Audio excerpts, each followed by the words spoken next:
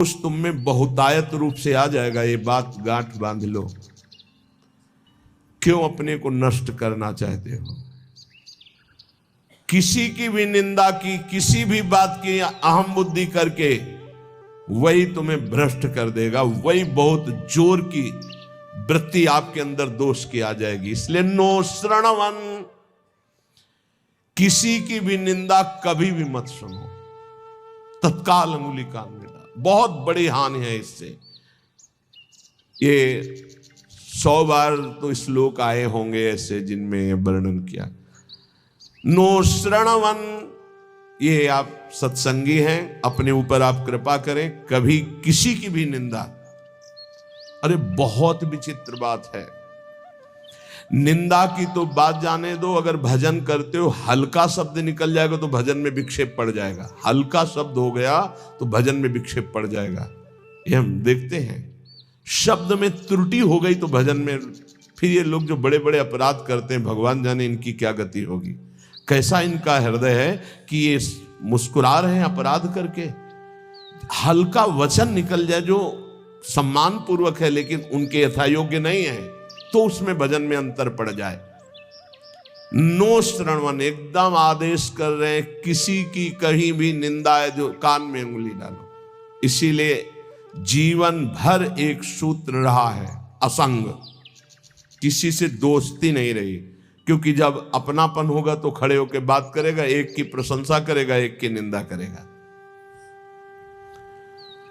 किसी से भी जरा सी प्रियता से बात कर दो, फंस गए। सेवक जी महाराज बहुत सावधानी से कह रहे, तब सुख हरिवंश गुण नाम रसना रटत, और बहुवचन अति दुख दानी। तभी सुख है जब हरिवंश के नाम और गुण को ये वाक इंद्री रटती रहे, ये रसेंद्री स्वाद लेती रहे, और कुछ बोले तो दुख दानी, निश्चित दुख में फंस जाओगे।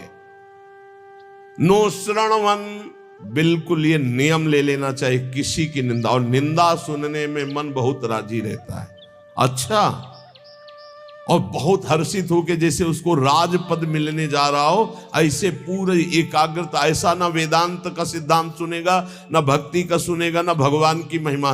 निंदा हो रही है तो खसक के और नजदीक पहुंच जाएगा, पुनः बोलो हम सुना नहीं, और अच्छा ऐसा हुआ, और आगे क्या, पूरा रसास्वादन उसमें डूबे चले जा रहे हो। ये नहीं पता कि ये हमारे सारे पुण्य नष्ट करके नरक का रास्ता बन रहा है। नो श्रणवन नैव ग्रहणन, सुनाई पड़ गया तो स्वीकार ही नहीं करना कि वो दोषी है। नहीं नहीं, भगवान जिसको जैसे चला रहे चल रहे, पूरी सृष्टि उन्हीं के चलाए चल रही। यंत्रारूढ़ानि मम माया, नहीं नहीं, मुझे तो भगवान की दिव्य लीलाओं में जाना है, माया जनित लीलाओं के गुण दोष नहीं देखने। ना सुनना है और ना ग्रहण करना। ग्रहण करना होता है कि वास्तविक ऐसा ही है, हाँ वरे वो तो ऐसा। अब जिंदगी भर जब उसकी बात आएगी तो पहले वो दोष हो जाएगा। अच्छा, वो घृणास्पद भाव तुम्हें भगवत प्राप्ति कभी नहीं होने देगा। घोर पापी में, नीच में भी स्वाराध्य बुद्धिर मम, मेरे आराध्य राधा वल्लभ लाल विराजमान है, ये भाव रखना है। कह रहे सकल तनुभृताम क्वापि दोषम गुणम वा, जितने भी शरीरधारी हैं किसी के ना दोष सुनना है ना ग्रहण करना है। वृंदावनस्थ सत्वान्यखिल गुरुधिया सन्नमन दंड पातई, ऐसे भजन बचता है। ऊपर वाली पंक्ति से भजन बचता है। परदोष दर्शन, परदोष वर्णन, परदोष श्रवण और परदोष चिंतन, ये सर्वनाश कर देता है, सर्वनाश। सच्ची मानिए, सच्ची मानिए, किसी का भी उपहास कभी मत करना, कभी निंदा मत करना, कभी निंदा मत सुनना। नहीं, 100% आप लिख लो, कुछ दिनों में वो आपके ऊपर हावी होगा। किसी के प्रति भी दोष बहुत बहुत बहुत देखा है, बहुत बार देखा है। इसलिए कभी किसी के दोष न सुने, कभी ऐसा ना, नहीं तो फंस जाएगा, फंस जाएगा। माया भगवती इतनी चतुर है कि जानने में लिया था कि मैं फंस रहा हूं, जानने में नहीं आता। और वृंदावन में तो कभी भूलकर किसी के प्रति दोष न करे, क्योंकि लाडली जी ने पसंद किया, उसको रखा है, तो फिर हमें दोष करने की क्या सामर्थ्य है। जब लाडली जो मुझ जैसे नीच को वृंदावन में रखे तो उसको वृंदावन में रखे, तो हमारा अधिकार कैसे जब हम अपने को देखते हैं तो हम बड़े अधिकारी थोड़ी है वृंदावन वास के। हम पर जब कृपा हुई तो उन पर भी कृपा हुई, तो जब उन पर कृपा होगी पूरी तो वो भी महात्मा बन जाएंगे। हम दोष दर्शन क्यों करें। तो वृंदावनस्थ सत्वान्यखिल गुरुधिया सन्नमन दंड पातई। अगर वृंदावन के किसी भी बासी पर दोष दर्शन हो जाए तो प्रणाम दंड पाते हैं। वो जाने या न जाने दूर से प्रणाम कर, हे प्रभु मेरे से गलती हो गई, क्षमा करो प्रभु, मैं आपकी महिमा को नहीं जानता। ऐसा पक्का समझ लो, नहीं भजन क्षीण हो जाएगा, भजन नष्ट हो जाएगा।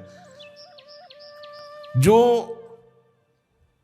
त्यक्त्वा शेषाभिमानो, सब अभिमान छोड़ करके निर्वधि परमा किंचन कृष्ण राधा, श्यामा श्याम की आराधना के लिए दैन्य भाव अत्यंत आवश्यक। किसी भी तरह का कोई अभिमान नहीं होना चाहिए।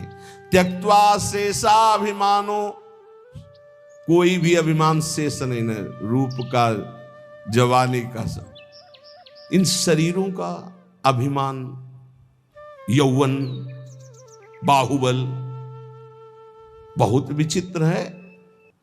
कुछ भी हो जाए तो जीव का ऐसा गलत स्वभाव पड़ गया, वो अभिमान कर लेता है। अपने आप तो बहुत छोटे।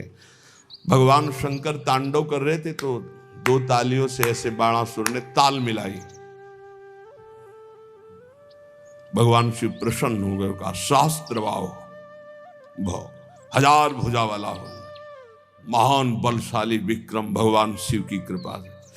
अब दो भुजाएं तो अगर सही ढंग का स्वास्थ्य हो तो फिर खुजली संभलती नहीं, बल्कि भगवान शिव का कृपा पात्र हजार भुजाएं, तो जिस पर्वत में मारे चकनाचूर, जाके दिग्गजों को ललकारा, भाग पड़े, कोई उसके सामने नहीं।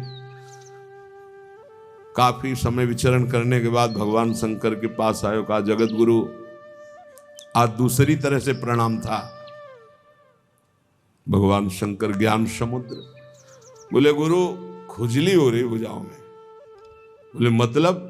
बोले आओ, आप ही आओ, हमारे बल दिया है, हजार भुजा है, तो आपसे युद्ध करना चाहता हूं। मुस्कुरा दिए। भगवान ने कहा एक माली भी जिस पौधे को सजाता उसको उजाड़ता नहीं है। तुम्हारी भुजाओं की खुजली मैं तो नहीं मिटाऊंगा, लेकिन मेरे समान बलशाली आकर मिटा देगा। तो जब प्रद्युम्न पुत्र अनिरुद्ध और उषा जी का बड़ा एकांतिक मार्मिक प्रसंग है कि उषा जी ने स्वप्न में देखा अनिरुद्ध जी को पहली बार। अब वो विकल, ना उनको भोजन अच्छा लगता, ना नींद अच्छी लगती। तो जो उनकी परिचर्या में वो 9 कुमारी थी, आसपास राज सैनिक, वयोवृद्ध या जो स्त्री पुरुष दोनों नहीं है, उनको लगाया जाता था। राजकुमारियों के महल की सुरक्षा में वयोवृद्ध, अनुभवी या जो स्त्री पुरुष दोनों नहीं, उनको लगाया जाता था। तो ऐसी व्यवस्था में उनके पास सखियां सेवा में रहती थी। कभी कभी कोई सूचना मिलने पर बाणासुर के मिल जाता। अब उषा जी को इस तरह विक्षिप्त देख करके ना भोजन, ना नींद, ना बात, तो उनकी एक बहुत प्रिय सखी चित्रलेखा थी, जो बड़ी योगिनी थी, शक्ति संपन्न थी। उसने कहा सखी, मेरी सखी होते हुए तुम इतना उदास, बोलो ना, कोई ऐसा विषय है जो गुप्त विषय है, तुम बता नहीं सकती, वही तुम्हें इतना विक्षिप्त कर रहा है। मैं समझ रही हूं कोई विषय तो है। तो उनका सखी, मुझे एक स्वप्न में 9 कुमार के दर्शन हुए और अब मैं उसके बिना जी नहीं सकती, पर मैं ये नहीं जानती को है कौन, कहां का है, क्या है, पर स्वप्न में मैंने देखा। तो उनका स्वप्न में आपने देखा तो त्रिभुवन का कोई ऐसा नहीं है जिसका मैं चित्र न बना सकूं, और तुम्हारे सामने साधारण कोई आ नहीं सकता, क्योंकि साधारण से तुम मोहित नहीं हो सकती। तो मैं असाधारण महापुरुषों के परिवारों का चित्रण करूंगी तुम केवल इशारा दे देना, मैं योगिनी हूं, अपहरण उसका मैं कर लूंगी। स्वप्न में देखा था अनिरुद्ध जी को। वो बड़े बड़े नागलोक, स्वर्गलोक, सब लोगों के बड़े बड़े जो सुंदर हैं, गंधर्व हैं, देवता हैं, यक्ष हैं, फिर मानव लोक का। जय भगवान श्री कृष्ण का चित्र आया तो मुस्कुराए, बोले बस कुछ मिलता जुलता ऐसा ये तो नहीं है। प्रद्युम्न जी बस कहा बिल्कुल नजदीक पहुंच चुकी हो, मिलता जुलता ही चित्र है बिल्कुल। और जे ही अनिरुद्ध जी का आया सो रो पड़ी, बोले यही मेरे चित्त का अपहरण करने वाला। बोले बहुत बड़ी जगह तुम्हारा स्वप्न होगा, आसक्ति हुई है। पता है द्वारिकाधीश भगवान श्री कृष्ण के ये नाती है अनिरुद्ध जी। सुदर्शन चक्र का रात दिन पहरा रहता है द्वारिका में, किसी का भी प्रवेश नहीं। बहुत महान जगह तुम्हारी आसक्ति हुई, पर मैं अपने प्राण त्याग कर भी सखी तुम्हें मुस्कुराते देखना चाहती हूं। तो उनका अगर मुस्कुराते देखना चाहती तो इनसे मिलवा दो। स्वप्न में देखा था।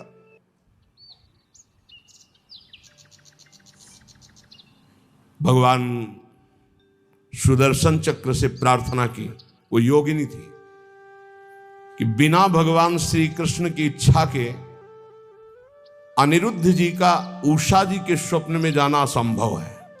वो संभव हुआ तो श्री कृष्ण इच्छा से। तो हे सुदर्शन जी, आप भगवान श्री कृष्ण के पार्षद हैं, यदि श्री कृष्ण की इच्छा से ऐसा हुआ है तो मुझे उनकी इच्छा का संपादन करने के लिए आप निर्विघ्न मार्ग दीजिए।